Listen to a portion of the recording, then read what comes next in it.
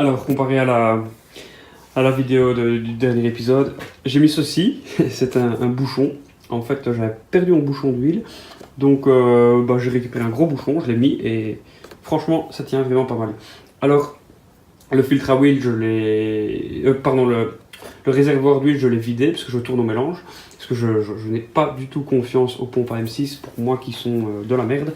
Donc ce réservoir-ci, il va soit me servir avec un réservoir additionnel en cas de réserve ou peu importe, ou alors je vais m'en débarrasser, je vais gagner de la place sous la selle.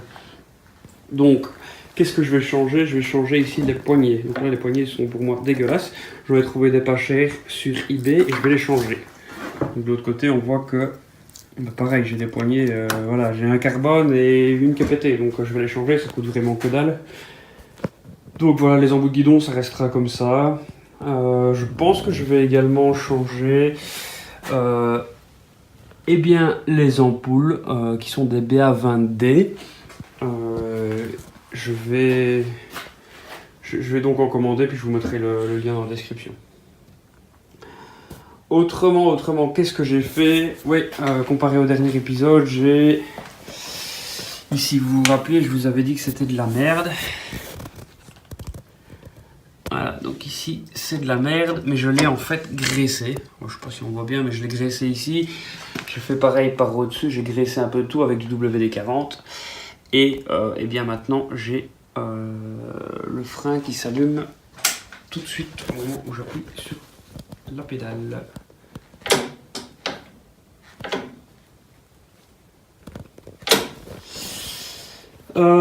Autre chose, qu'est-ce que je vais faire?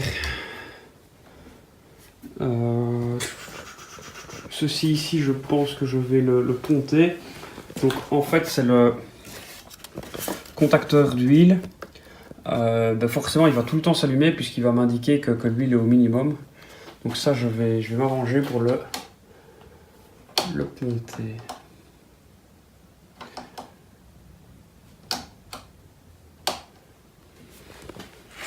Ouais, donc c'est très simple, je vais le débrancher en fait.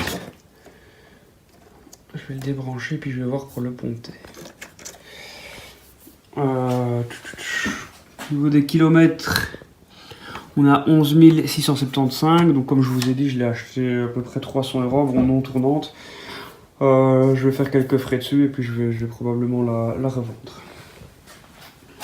Voilà son état général. Alors oui, j'ai dû changer le kit. Donc ça c'est un kit que j'ai commandé sur eBay. Il n'y a rien écrit dessus. J'ai dû récupérer l'ancienne culasse par contre. Ça c'est super important. Il faut que vous regardiez si votre culasse est encore convenable. Et alors je vais également mettre à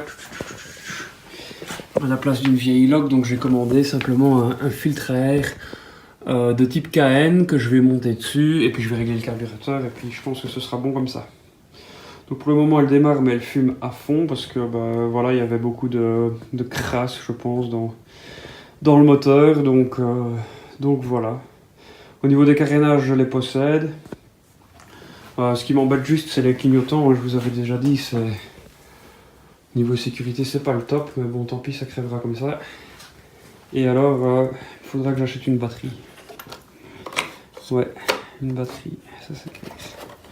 Ça ici on va le mettre mieux que ça.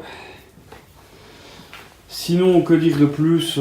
Pas grand chose. Je vais voir si j'arrive à monter le capteur de température que je vous ai présenté dans les prochains épisodes. Donc si je le monte, je vais aller rechercher en fait, à la place d'avoir ici un contacteur qui va m'indiquer quand la température est trop élevée, je vais simplement dévisser le boulon que vous voyez là et je vais positionner mon capteur de température à la place. Voilà, donc ça c'est un capteur on-off et moi je vais le remplacer par un capteur. Donc on voit qu'il clignote. Ici il me dit attention, température moteur. Il clignote, donc pourquoi? Parce que je viens de débrancher simplement ceci. Donc pareil, il faudra que je ponte de nouveau les deux câbles pour faire en sorte que ça marche. D'ailleurs je vais le faire tout de suite.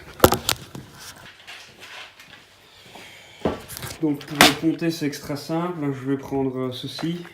Donc ce sont des fusibles, donc j'espère que ça va pas se casser la gueule. Alors ouais, je les ai de nouveau achetés sur Banggood pour ceux qui demandent. vais essayer d'en choper un. Putain, une main c'est pas évident. Voilà, donc ici c'est 20 ampères. Bon, je pense que ce sera largement suffisant. Et je vais simplement aller le bourrer là-dedans. Bien, il est trop gros. Je pensais que ça allait passer, mais non. Là, ça craint là. Donc là, ça craint, ça passe pas.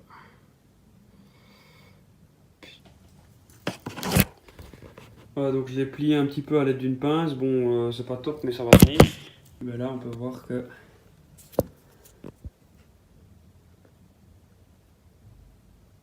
que c'est mis. Voilà, je l'ai mis dedans. Bon, moi, ça m'évite qu'il y ait un souci. Et donc, du coup, j'ai plus la température qui s'allume.